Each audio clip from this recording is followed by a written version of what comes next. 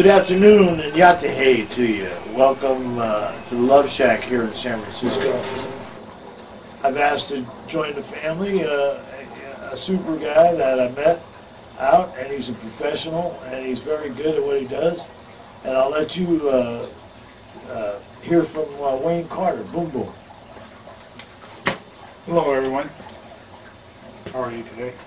Well, that first thing, just tell me about your personal history. What's up? Okay, pretty much grew up in San Francisco, junior high, high school.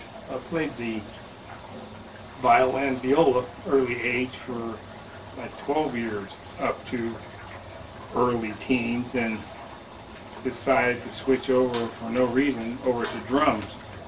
I was real fortunate to be enrolled in a great high school up in Daly City, Westmore High School. We had a great jazz position, and all the players turned out to be all top-notch pros, especially one of the all-time leaders and actual teacher assistant, Greg Adams, that ended up with Tower of Power for like 26 years. So I was really exposed to the jazz scene at a real early age.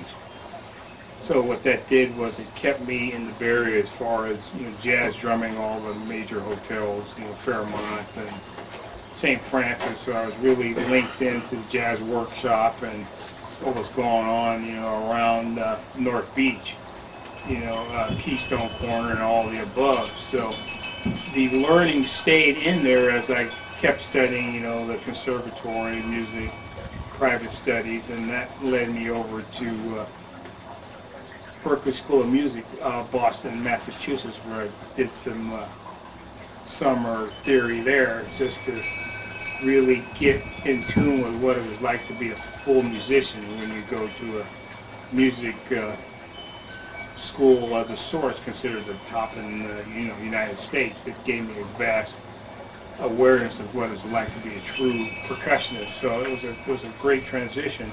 So I stayed with the jazz, and being in San Francisco, I ended up doing a lot of the rock Latin. So I was real good friends with Arcelio and Richard Bean of the earlier days of Malo. So I went ahead and did 6.5 years with Malo. Great experience, to be able to push a big Latin ensemble from my background of playing in jazz bands and stage bands. So it was a great transition. And at the whole time I had still been in the actual urban area as far as the rock and the blues, so I played a lot of blues with most of the local blues guys in the Bay Area. Several, too many to actually comment about, but a few good jazz pros, Luther Tucker and Bobby Webb. He's a local guy. He's been around forever, and we'd always been in the Bay Area, Fillmore, and so it's all San Francisco scene. And presently, I've still been drumming and doing production engineering for a great bunch of guys out of San Rafael, Cap Records. So I was doing production engineering there for them, drum loops, drum programming. So it was a great institution because all the guys up there are masters, some of them worked at Lucas, so it was a great, as far as being, around that kind of exposure. So it kept me in the scene pretty much as far as learning, reading, writing, and producing. And to this point now, I'm doing a lot of local LA and still New York scene where I do get credit for, jingles and pop songs and TV work, and some local blues greats such as Kenny Neal. I do a lot of West Coast drums for him when he's in the Bay Area. And I've been real fortunate to have that great exposure from the Bay Area, coming up great with the jazz and the theory. And what I've discovered now is with John here, the musical direction and awareness of a rat pack, of having a pack of close-knit friends, musicians and professionals, where you can get the, across that, honesty and integrity still means a lot. And then that's what I feel being on board with this project, that I hope that everybody can see a very fast and growing potential with this project.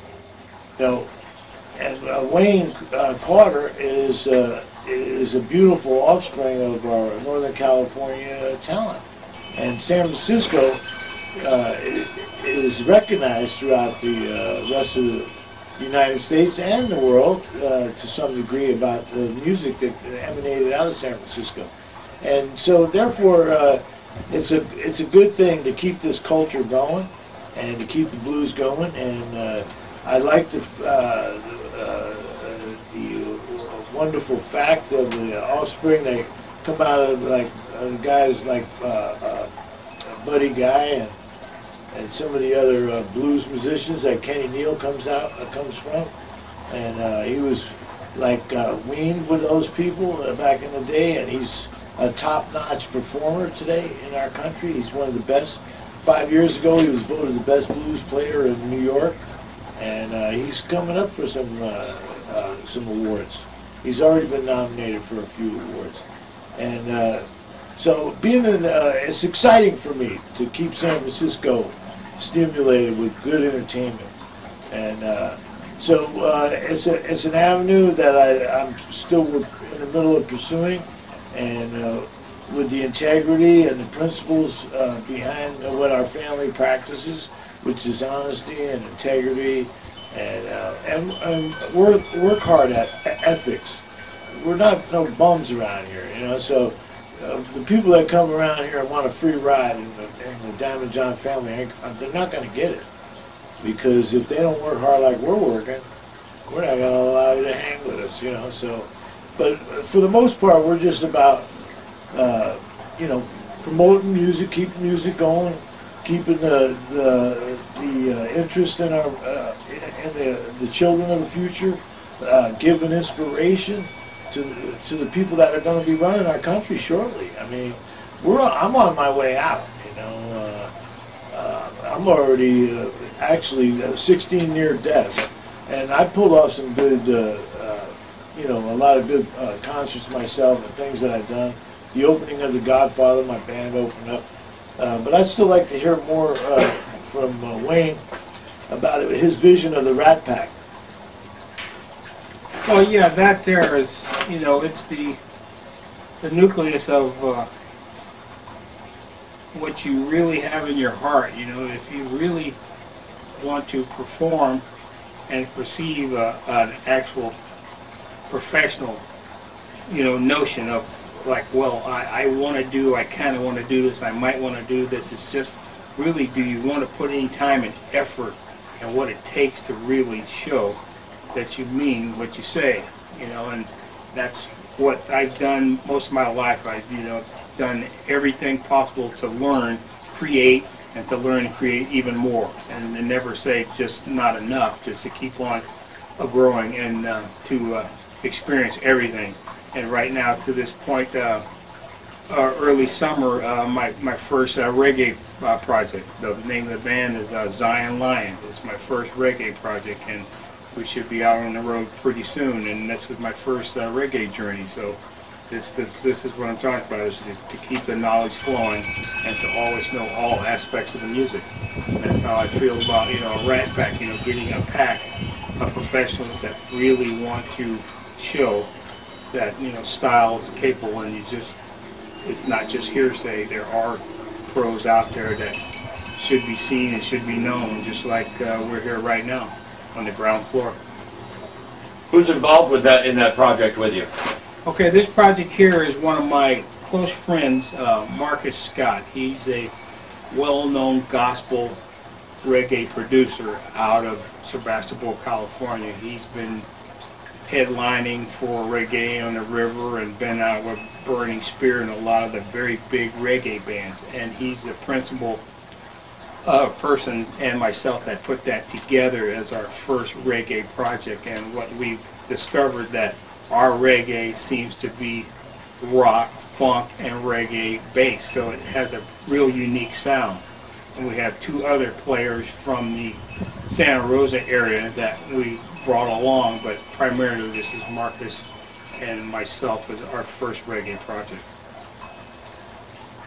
Well, thank you, Wayne, for giving us a talk here today. And but one other thing, I was myself. I had experience with on the other side of the hill here at Precita Park Rec Center, and I understand earlier on in your life, your schooling brought you to be a parks director at one time. Yes, I did. For the children. I was out of Jamestown over there on Fair Oaks, and that was the rec leader, early mid-'70s, where I was stationed at Precita Park. And what I did was I put together a actual PAL baseball and football team out of Precita Park, where we used to play games at Route Park, Balboa Park, against all the police athletic teams. And at the time, Precita Park never had a gym, so we put together a little bodybuilding little area for them. And we took the basketball courts and we had the floors redone and marked and chalked and put an actual free throw and everything in there where other kids from the area could come over and actually play scheduled baseball, basketball, and football. And Precita Park is one of the big areas in San Francisco where you'd always felt that there was a trouble zone, but I felt that it was just a every day where kids and young adults could learn to be older adults and have fun and have honest fun at the same time. Yeah, and I remember in the 50s there was a chess club that met regular upstairs in that building at the rec center, and that's where I learned how to play chess when I was a little kid back in those days. And they're still taking care of our children in San Francisco today. That center's still open. So I guess we could close now, and that's about what we encompass. And as you can see, Wayne is a great nucleus for the Diamond John family, and I appreciate him coming aboard with us. And I thank you very much for your time.